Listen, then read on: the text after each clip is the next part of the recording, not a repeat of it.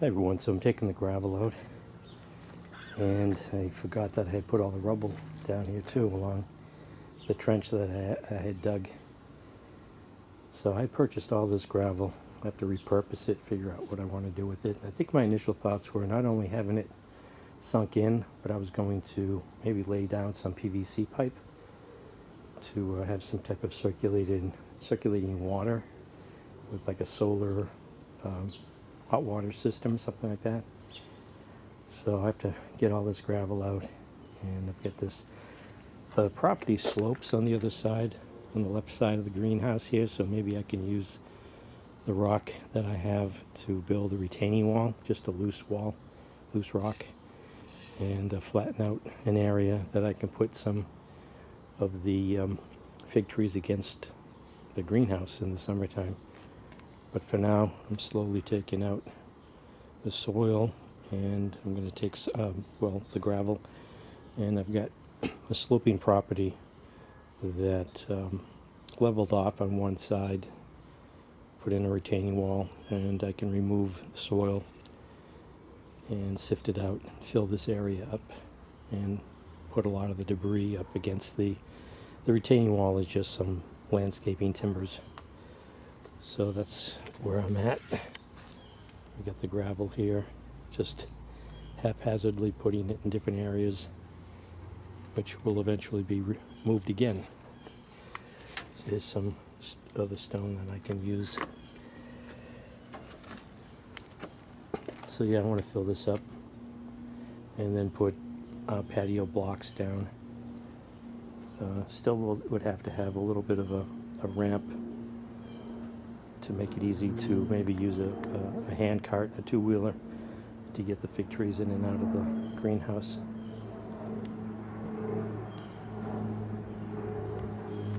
Okay, so this is where I'm at. I'm not even half done yet. I calculated about probably 9 or 10 yards of soil to fill this up, and that would be about $300. So I had purchased this gravel. I forgot how much I had purchased or how much I filled in. And like I said, my initial thought was, I think, to fill this up with gravel and then allow me to bury some pipe at a later date to try to do some solar hot water type of floor heating. But what I've done is I'm slowly taking the gravel out. You can see this is because of the trench. The middle is got soil that needs to be brought up about a foot, but on the edges here along the foundation, it's a couple of feet. So I have to fill that up with soil.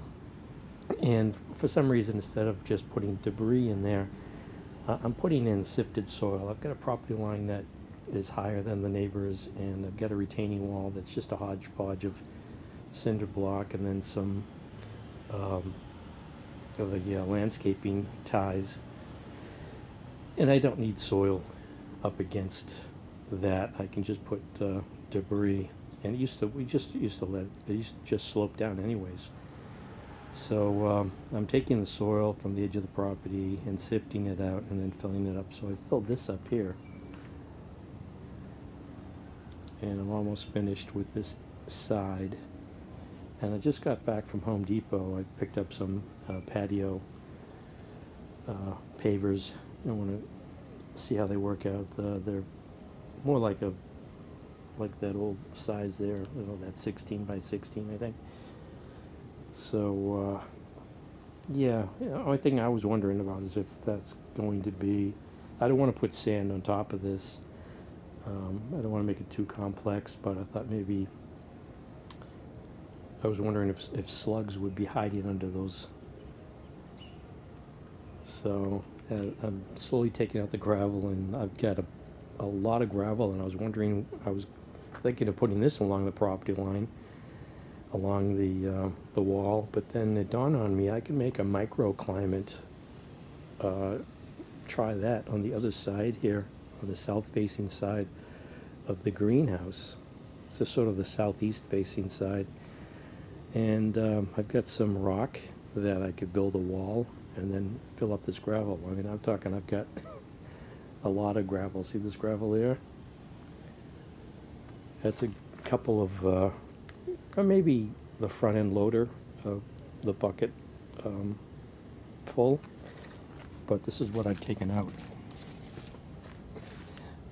Instead of making it, an easy one move, now I put it on this side, and I've had that idea, and I have to move it again to the other side.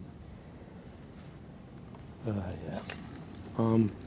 I did try this door here. What I did is I cut off about a 1/2 inch off of the side rails on the door, but the problem is that this sags in the middle and more than a 1/2 inch, so these rails get sandwiched in between the bottom and the top slots there where the wheels roll in.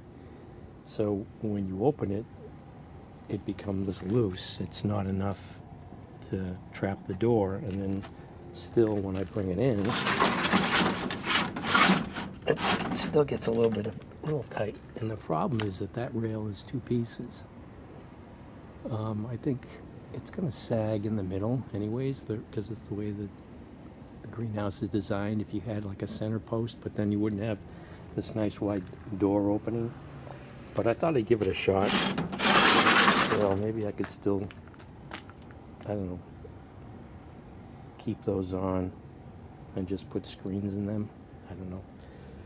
I can just to make the door. But right now I'm concentrating on getting a nice level base of soil in here. Just like I have it on this side here, and then put the pavers in. But yeah, I just was thinking I could take all this gravel. I'm talking about, I forgot about all the debris. See the debris here? And I must have, the soil that I took out, I must have slowly sifted it around the property here. I don't recall what I did, because I'm like, what did I do with the soil that was there? So I've got all this rock here. This will go along the property line on the wall. It's good for drainage. So I don't grow anything along that side there anyways. But yeah, right here, I was thinking I could make a stone, because the property, you can't, I don't know if it's visually, you can see it. It sort of slopes. It's higher where I'm standing, and then it slowly slopes down. You can see where the foam insulation is exposed there, and then it's only like maybe 4 inches right there, and then it goes down to like 2 feet on the other end there. But yeah, right here I could like have a little walled level surface and just fill all that gravel in, and maybe collect some heat during the wintertime. I don't know, or even during the summertime, absorb heat. And I could put some of the fig trees on this side too. But that's my thinking. Let me show you what I've done on the other side where the wall is that I've been sifting the soil out of. Yeah, so right here you can see the trench that I've dug, exposing the wall. And on the other side of that, it's sort of like we've got the wall was in on our property, so we had a space there to clean out between our property line and the neighbor's fence, which was right on his property line. So on the other side there, when their fence came down, we took the opportunity to put in some landscaping ties, you can see there. So yeah, I'm just slowly taking the soil out and then sifting it. And there's some debris. I'll take this debris too and put it in the hole, and along with that other rock. But I've got this stone here that I took from another location that I had a wall on. I don't need it. This was expensive. I bought a pallet of this nice, I think it's New York quarry stone, something like that. So I can use that to build a wall on the greenhouse. Oh, by the way, did you notice what I did with you can see the scale difference there now, how large that was a semi-dwarf Fuji apple tree. It wasn't a complete dwarf. So you can see what I did there. Yeah, all the apples were completely full with worms and So I've noticed the squirrels were jumping on the fence on the other side of the greenhouse, over the top of the greenhouse, onto the Fuji apple tree. So between the insects, the birds, the blue jays like to peck at the Fuji apple tree too. So you need to keep that manageable. So you can put a netting over that too, or a espalier type of thing. But that was a semi-dwarf, so that was still, it was a pretty big tree. So I hacked that down. It was blocking a lot of the sun on the greenhouse. So that's the project that I have going on right now.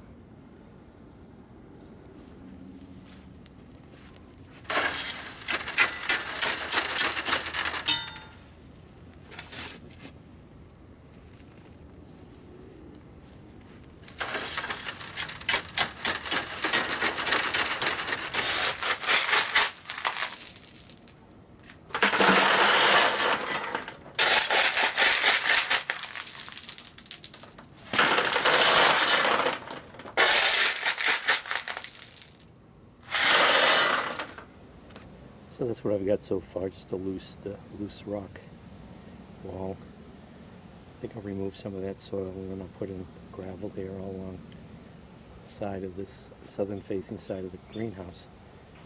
And I thought it's probably a good place for the beehives. If I eventually get bees again, maybe next year. Hate to disturb the mint because the bees are all over the flowers now, but maybe if I move them quick enough and water them in, they won't be shocked too much.